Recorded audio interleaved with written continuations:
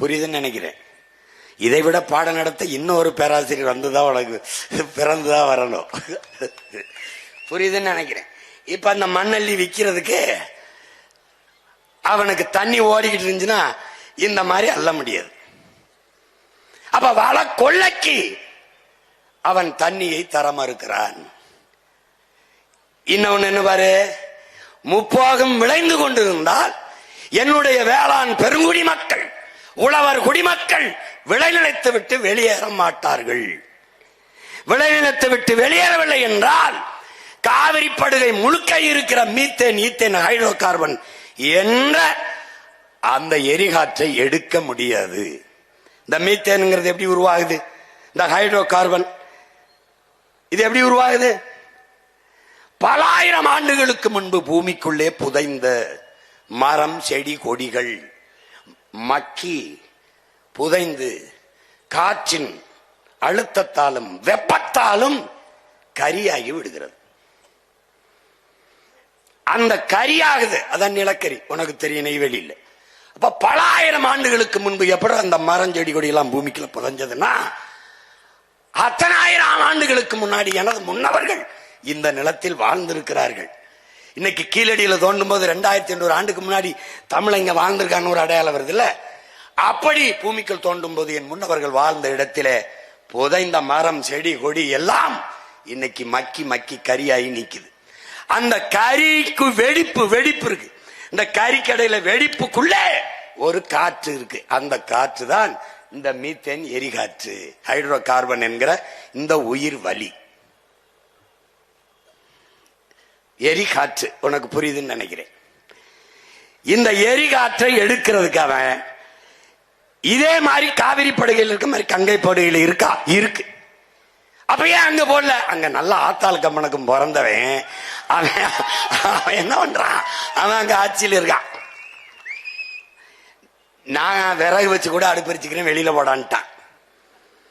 இங்க 60 வருஷமா எனக்கு பெத்தவன் அப்பன எல்லாமே மத்தவனே இருக்கிறதுனால எவன் வந்தாலும் என் ஆத்தா தாலி எடுத்தானே, என் அக்கா தாலி எடுத்தானே, அவனுக்கு கவலை கிடையாது. அவன் போடுறான். இப்ப 3 போக என் நிலம் விளைஞ்சதுன்னா இந்த நிலத்துல அவன் இந்த ஹைட்ரோ கார்பன், மீத்தேன், ஈத்தேன் எடுக்கிறன்னு குழாய போட முடியாது. விளங்கிச்சா? இப்ப அப்ப தண்ணி வரலைன்னா இந்த நிலத்தை வச்சுக்கிட்டு என்ன பண்றதுன்ட்டு, ஏப்பா இங்க ஒரு போட்டு எடுத்துக்கிறோம் அப்படின்னு எடுத்துக்கிட்டான்.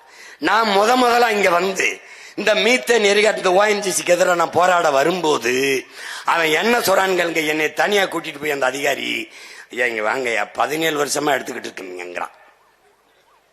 என்னங்க சொல்றிய? ஆமாங்கய்யா 17 வருஷமா எடுத்துக்கிட்டு இருக்கீங்க. இந்த இடத்துல கிணறு, இந்த கிணற போட சொல்லி அனுமதி கொடுத்தது யாரு தெரியுமா ஐயான்னு கேட்டாப்ல. யாரு? உங்க சனந்தாயான்றாப்ல. எப்படிங்க, என்ன சொல்றீங்க? என்ன சொல்லி சொன்னீங்க? எப்படி எங்க நிலத்துல கிணற தோண்டுங்கன்னு சொன்னதே இவர்கள் தான். நான் கேட்ட, என்ன சொன்னீர்கள்? தோண்டிக் கொள்ளுங்கள் என்று சொன்னார்கள். மண்ணெண்ணெய் எடுக்க போறோம்னு சொன்னாங்க. எப்படி இருக்கு? மண்ணெண்ணெய் எடுக்க போறோம் என்று சொன்னதால் மண்ணெண்ணெய் தானே, சீமெண்ணெய் தானே எடுக்க போறான், எடுத்துட்டு போட்டும், என் நிலத்துல போட்டுக்கன்னா. அப்புறமா தான் தெரியுது அவன் எரிகாற்றை எடுக்கிறான். திடீர்னு தீப்பிடிச்சு எரியும் போதுதான் தெரியுது, அட பாவிகளான்னு அன்னைக்கு தான் தெரியுது. புரியுதா? இப்போ இந்த விளைநிலத்தை விட்டு வெளியேற்ற வேண்டிய தேவை இந்த ஆட்சியாளர்களுக்கு இருக்கு. பெரும் முதலாளிகளின் வள வேட்டைக்கு இந்த தரக அதிகாரங்கள் கைக்கூலிகளாக இருந்து வேலை பார்த்து எனக்கு காவிரியில் தண்ணி பெற்று தராமல் என் நிலத்தை வறண்ட நிலமாக்கி விளைநிலத்தை விட்டு வேளாண் குடிமக்களை வெளியேற்றி வள வேட்டைக்காடாக முப்போகம் விளைந்த தஞ்சை நிலத்தை தரிசு நிலமாக மாற்றி இருக்கிறார்கள். இதை எப்படி சரி செய்வான்? கரிகால் பெருவளத்தானின் பேரன் வருவேன், தண்ணீரின் தேவையில் தண்ணீரை அடைந்து எவனிடத்திலும் கை நீட்டாது என் அருமை பெரும்பாட்டன் ஆரசேந்திரன் வெட்டி கட்டிய வீராணம் ஏரியை தூர்வாரி 16 கிலோமீட்டர் என் மண் ராமேஸ்வரத்தில் இருந்து தலைமன்னாருக்கு கடலின் குறுக்கு பரப்பளவு 16 கிலோமீட்டர். அப்படி என்றால் சிறிய கடலை ஏரியாக வெட்டியவன் என் பாட்டன் அரசேந்திரன். அந்த ஏரியை தூர்வாரி நீரை தேக்கி பெரும் குழாயின் மூலமாக இதே காவிரி படுகையில் கரிகாலன் பேரன் கொண்டாந்து ஊத்துவேன். மறுபடி என் நிலத்தை வளமான நிலமாக மாற்றுவேன்.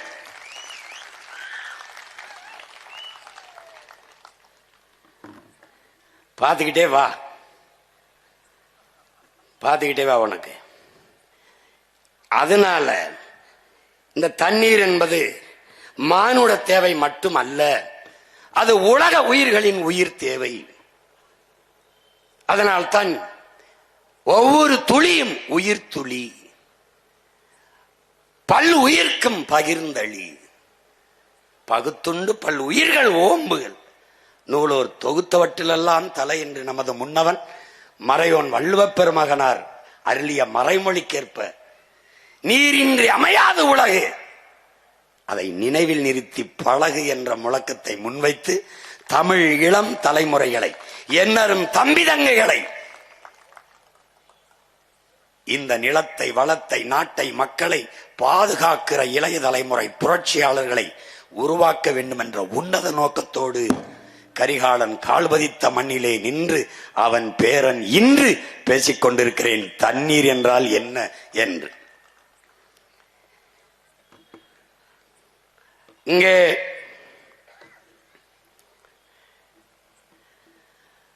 தண்ணீரை பற்றி அறிஞர் பெருமக்கள் பல்வேறு பேர் கூறியிருந்தாலும் எல்லாவற்றுக்கும் முன்னவன் எங்கள் மறையோன் வள்ளுவப் பெருமகனார் நீரின்றி அமையாது உலகனின் யார் யாருக்கும் வானின்றி அமையாது ஒழுக்கு.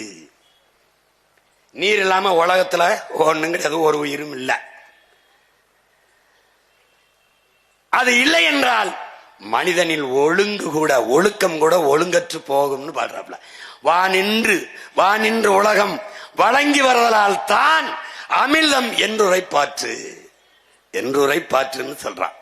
வானத்திலிருந்து மழை பொழிவினால்தான் இந்த உயிர்கள் எல்லாம் இருக்கு. அதனால்தான் அதை அமிழ்தம் என்று மழையை சொல்றோம்ங்கிறான். விசிம்பின் துளி வீழின் அல்லால் பசும்புல் மற்றாங்கே பசும்புல் தலைகால் என்பது அரிதுன்றான். மேகத்திலிருந்து வானிலிருந்து ஒரு துளி மழை துளி பூமியில் விழால வென்றால் ஒரு புல் பசும் புல் கூட தலை தூக்காது முளைக்காதுன்றான். தானம் தவம் இரண்டும் தங்கா வேணுலகம் வானம் வழங்காதே நின். வானம் மழையை பொழியலைன்னா பிறருக்காக தானம் செய்வனும் தனக்காக தவம் செய்வனும் செய்ய முடியாது, இருக்க முடியாதுங்கிறான். ஏன்னா இந்த வான் சிறப்பு இந்த மழையை பற்றி உலகத்துல எவனுமே பாடல நம் பாட்டன் அளவிற்கு.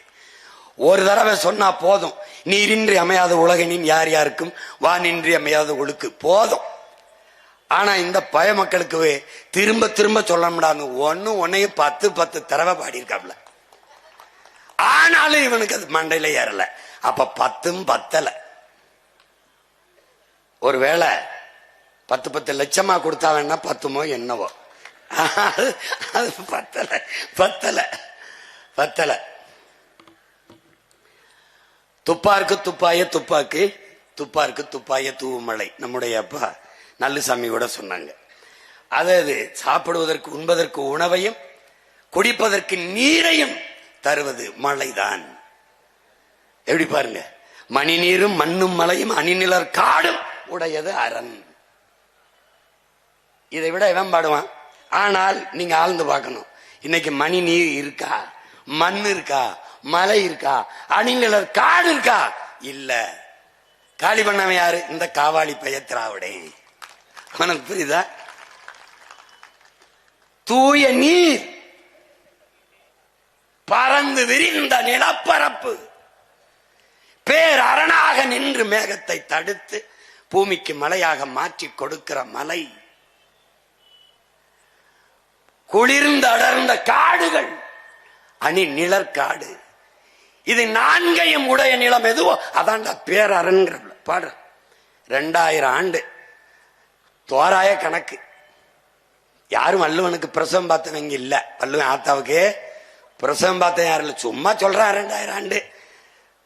1330 அப்படின்னு சும்மா சொல்றான். குரல் 5000 கூட எழுதியிருக்கலாம். 5000 ஆண்டுக்கு முன்னாடி கூட நம்ம பாட்டன் பிறந்திருக்கலாம், இருக்கலாம், நடந்திருக்கலாம், போயிருக்கலாம், வந்திருக்கலாம். கலாம் தான் இது. ஆனால் உறுதியான கருத்து ஒண்ணும் கிடையாது. இந்த 4ம் தான் அரண் என்று பாடி நீரின்றி அமையாத உலகு என்று நமது வள்ளுவ பெருமகனார் நமக்கு கற்பித்திருக்கிறார். இந்த தண்ணீர் என்பது ஒரு கூட்டு வேதிப்பொருள். உங்களுக்கு தெரியும், ஹைட்ரஜன் ஆக்சிஜன் இரண்டும் கலந்த ஒரு வேதிப்பொருள். இதுல என்ன இயற்கையின் விதியிலே என் உடன் பிறந்தார்களே, H2O, அதுல இந்த ஹைட்ரஜன் 2 விழுக்காடு இல்லாது, ஆக்சிஜன் 1 விழுக்காடு இல்லாது, ஆக்சிஜன் 2 விழுக்காடு, ஹைட்ரஜன் 1 விழுக்காடு என்று கலந்தா தண்ணீர் வராது. அப்ப இயற்கையின் விதி சரியாக ஹைட்ரஜன் 2 விழுக்காடும் ஆக்சிஜன் 1 விழுக்காடுமாக கலந்து இந்த நீரை உருவாக்கி இருக்கு. அதான் H2O. அது இயற்கையின் அரிய கொடையாக இந்த வேதிப்பொருள் இருக்கு. இதுல என்னன்னா, உலக உயிர்களின் வேர் என்று இந்த நவீன சூழியல் உலகம் அதை சொல்லுது. இப்ப நீர் இல்லாம உலகில் ஒன்றுமே கிடையாது. நீர் இல்லாம உலகில் ஒன்றுமே கிடையாது. மனித உடலில் 70 விழுக்காடு நீர். இந்த நீர் தான் இந்த உலகத்தை உயிருள்ள உலகமாக மாற்றுகிறது. நிலம், தீ, நீர்வழி, விசும்பு இவை 5ம் கலந்த மயக்கம்தான் இந்த உலகம், பூமி என்று, இந்த உலகம் என்று நம்மளுடைய மூதாதை தொல்காப்பியர் பாடி வைக்கிறார்.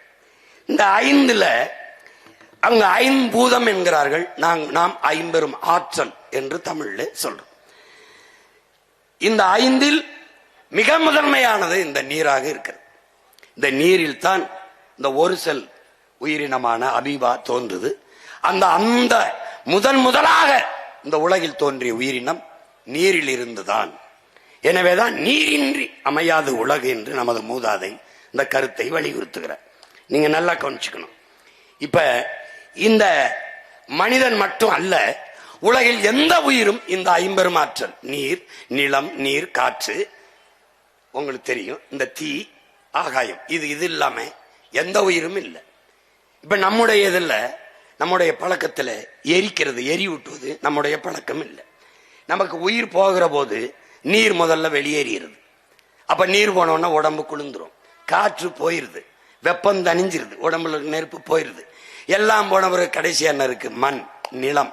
அதனால பூமியில தோண்டி நிலத்துல போட்டு புதைச்சிறதான் தமிழர் மரபு. இப்ப இந்த 50 ஆற்றல் இல்லாத மனித உயிர்கள் அல்ல, உலகில் எவ்வுயிரும் இல்லை என்பதை அறிவார்ந்த தமிழ் சமூக தம்பி தங்கைகள் அறிந்து கொள்ள வேண்டும். அதுலதான் தண்ணீர் இல்லாமல் உலகில் எந்த உயிரும் இல்லை. தண்ணீருக்கென்று தனித்த உயிர் இல்லை. ஆனால் தண்ணீருக்குள்ளே பல லட்சக்கணக்கான உயிர்கள் இருக்கிறது என்பதை புரிந்து கொள்ளணும். அந்த தண்ணீர் இல்லாமல் உலகில் எந்த உயிரும் இல்லை. உலக உயிர்களை தண்ணீரிலிருந்து நீங்கள் பிரிக்க முடியாது. எப்படி? இந்த இருக்குல்ல, இந்த இயக்கி தண்ணீர் இல்லாம கண்டுபிடிக்கல, இந்த ஒளிபெருக்கி தண்ணீர் இல்லாம இல்ல, இந்த கட்டடம் தண்ணீர் இல்லாம கட்ட முடியாது, கல்லணை கட்டிருக்கான் பாட்டேன் தண்ணீர் இல்லாம கட்ட முடியாது. எது ஒன்றும் தண்ணீர் இல்லாம இல்ல. கடைசியா இந்த சாராயம் குடிக்கிறான்ல, சாராயம் கூட தண்ணீர் இல்லாம இல்ல. எல்லாமே தண்ணி தான், எல்லாமே. அதனாலதான் தண்ணீர் இல்லாமல் ஒன்றும் இல்லை. அதை என் அன்பு சொந்தங்கள், என் அருமை உடன் பிறந்தார்கள் கற்றுக்கொள்ளணும். உயிர் உருவாவதற்கும் உயிர் வாழ்வதற்கும் அழிவதற்கும் நீர்தான் காரணமா இருக்கு. எனவே உலக உயிர்களின் ஆதாரமாக, அடிப்படை வாழ்வாதாரமாக நீர் இருக்கிறது. உடலிலே இருக்கிற வெப்பநிலையை சமப்படுத்துவதற்கும் ஊட்டச்சத்துக்களை கடத்துவதற்குமான உயிர்காரணியாக இந்த நீர் இருக்கிறது என்பதை அறிவார்ந்த தமிழ் சமூக தம்பிதங்கைகள் புரிந்து கொள்ள வேண்டும். வேளாண்மை செய்வதற்கும் தொழிற்சாலைகளை நிறுவி வளர்ப்பதற்கும் எல்லாவற்றுக்கும் நீர் முதன்மையான காரணியாக இருப்பதால் தான் நீரின்றி அமையாது உலகு எனின் யார் யாருக்கும் வானின்றி அமையாது ஒழுக்கு என்ற ஆகச்சிறந்த மறைமொழியை நம்முடைய மூதாதை வள்ளுவ பெருமகனார் நமக்கு பகுத்து வகுத்து தந்திருக்கிறார் என்பதை என்னிலும் இளைய என் தம்பி தங்கைகள் புரிந்து கொள்ள வேண்டும்.